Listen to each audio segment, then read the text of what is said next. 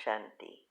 आपका प्रश्न है, आपकी कर्मों की गुह्य गति के टॉपिक मैंने यूट्यूब पर सुना कि कर्म तो भोगना ही पड़ता है। वही दूसरी तरफ किसी प्रश्न के उत्तर में आपने यह बताया कि यदि दुख नहीं चाहिए तो समय और स्थान को इकट्ठा नहीं होने दो। यह कैसे संभव है?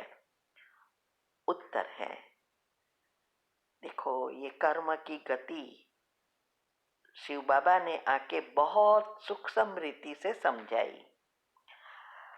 तो हमारे जो कर्म है वो समय, स्थल, संकल्प, बहुत कुछ 3-4 चीजें मिलकर बनते हैं। तो समय और स्थान जब तक इकट्ठे नहीं होते तब तक हमारे कर्म प्रैक्टिकल में नहीं आता। तो हम जब विचार संकल्प करते हैं तो हमारे ही संकल्प से हम अपने ही पाप कर्म या पुण्य कर्म खींचते हैं।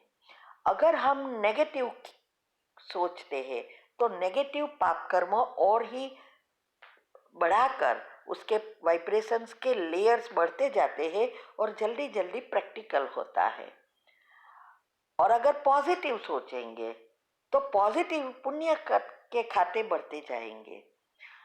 इसीलिए कहा कि पाप और पुण्य माना कर्म की गति में बताया है कि जब पाप और पुण्य दोनों एक साथ बाहर आता है तो पुण्य उपयोग में आता है, माना प्रैक्टिकल होता है, उसकी भोगना पहले आती है और पाप कर्म ठेल जाते हैं।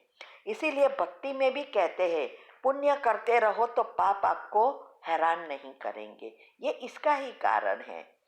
तो जब हम अच्छे विचार करते हैं, योग लगाते हैं, तो हम अपना पुण्य ही खींचते रहते हैं और पाप ठेलते जाते हैं।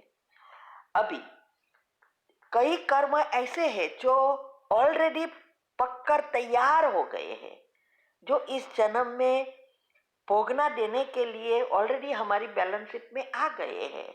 और कई कर्म ऐसे हैं अभी इस जन्म में नहीं लेकिन ऑलरेडी पककर तैयार हो गए हैं। तो जब हम योग करते हैं तो ये कड़े कर्म प्रैक्टिकल में कभी कभी दिखाई देता है, झलक मार देता है। तब अगर हम उस कर्म के बारे में सोच सोच कर बढ़ा देते हैं तो वो कर्म प्रैक्टिकल में हावी हो जाते हैं। लेकिन अगर कर्म की भोगना आई, हम फुल स्टॉप लगा दिया कि ये पिछला ही हिसाब किताब चुकतू हो रहा है, अभी नया क्या करना है, उस अनुसार हम अच्छे विचार चलाएंगे तो कर्म, पाप कर्म खत्म हो जाएगा और पुण्य कर्म बढ़ जाएगा, माना नया कर्म संबंध बनेगा, पुण्य बनेगा।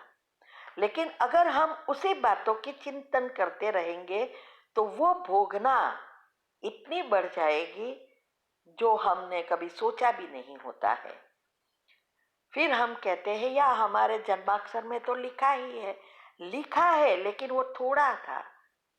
और वैसे भी जब दुख बढ़ता जाता है तो और ही हम वो एक एक सेकंड काटना भी मुश्किल हो जाता है और हम सोच सोच कर बढ़ा देते हैं। इसीलिए इस कर्म की गति, ड्रामा, ये सारा ज्ञान जो बाबा ने दिया है उसको अच्छी रीति समझकर प्रैक्टिकल करेंगे तो हम इस भोगना से बच सकते हैं। तो समय और स्थल दोनों को इकट्ठा नहीं करने का अर्थ यही है, पॉजिटिव सोचो और योग से हिसाब किताब चुकतू करना शुरू करो और कोई भी भोगना जो कड़े कर्म है आ जाए, फुल स्टॉप लगाकर 1 सेकंड में समाप्त कर दो और पुण्य कर्म से भरपूर करो। ठीक है? ओम शांति। आपका प्रश्न है, मैं गवर्नमेंट जॉब में हूँ, 10 साल से नौकरी करती हूँ। प्रमोशन के लिए मैं कौन सा स्वमान करूं और बाबा से कैसे मदद लूं? 15 दिन में प्रमोशन होने वाला है। मैं चाहती हूँ मेरे भी हो जाए। उत्तर है, देखो, ये बिजनेस और जॉब में प्रगति करने के लिए मैंने एक टॉपिक रखा है और ये यूट्यूब चैनल पर भी आपको, नई चैनल पर तो साथ में ही मिल जाएगा, जो योग के प्रयोग में भी होगा और जॉब की एग्ज़ाम में भी होगा। उसमें मैंने बताया है कि कैसे 1 मिनट सुबह में और ऑफिस में जाके ही क्या क्या वाइब्रेशंस फैलाना है, जिससे आपका प्रमोशन हो जाएगा। प्रगति होना अर्थात प्रमोशन। तो आप वो करना शुरू कर दो। मैंने सारी विधि भी बताई है और समझाया भी है कि कैसे ये होता है। ठीक है, तो जरूर आपका प्रमोशन हो जाएगा। और मैंने जैसे हमेशा कहती हूँ, परसेंटेज अपनी सैलरी का फिक्स करो और सेवा में यूज करो, दुआ कमाओ, सूक्ष्म शरीर खत्म करना शुरू करो, ऑटोमेटिक स्थूल से अच्छा ही प्राप्त होगा। ओम शांति। ओम शांति। आपका प्रश्न है, फॉरगिवनेस से कितने डेज में रिजल्ट मिलता है? उत्तर है, देखो, ये अपने अपने पुरुषार्थ, अवस्था, पॉजिटिविटी, योग, इस पर निर्भर होता है। आप कितने समय में माफ उसको क्षमा कर देते हो, उस पर आधारित है। ये कोई भी एनर्जी फ्लो हो या योग के प्रयोग करते हो तो उसकी सफलता का आधार हमारे ऊपर है। जैसे स्कूल में बच्चा पढ़ता है तो बच्चा टीचर से नहीं पूछता कि मेरे कितने मार्क्स आएंगे, मैं जल्दी पास होगा या नहीं, मुझे इस साल में भी सफलता मिलेगी या 1 साल रिपीट करना पड़ेगा। ये तो बच्चे की मेहनत, बच्चे के पुरुषार्थ पर आधारित है ना। ऐसे ही ये भी, यहाँ भी हमारी अवस्था कैसी है, तो आप अपने आप चेक करो कि आपका पुरुषार्थ क्या है, अवस्था क्या है। विधि अपनाते हैं तो ही सिद्धि मिलती है। ठीक है। Om Shanti.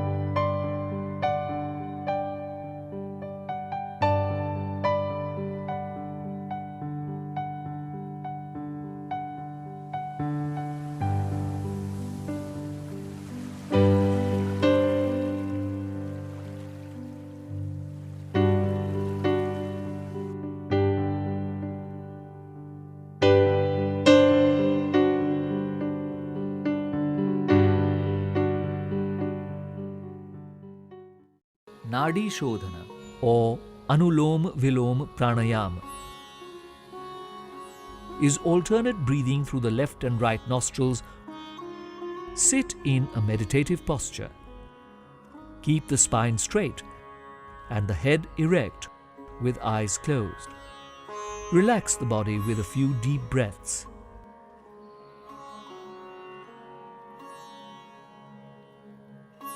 Keep the left palm on the left knee in Jnana Mudra.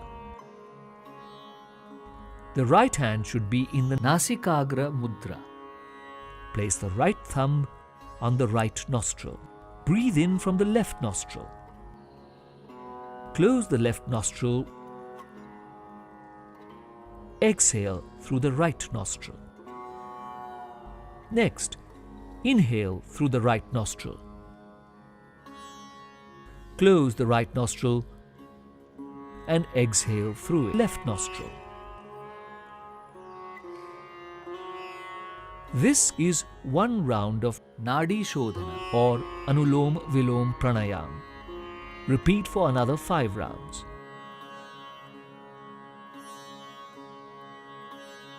For beginners, the duration of inhalation and exhalation should be equal.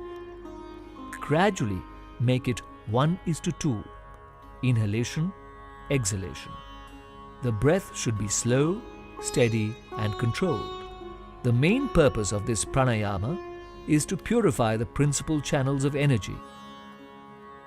This nourishes the whole body.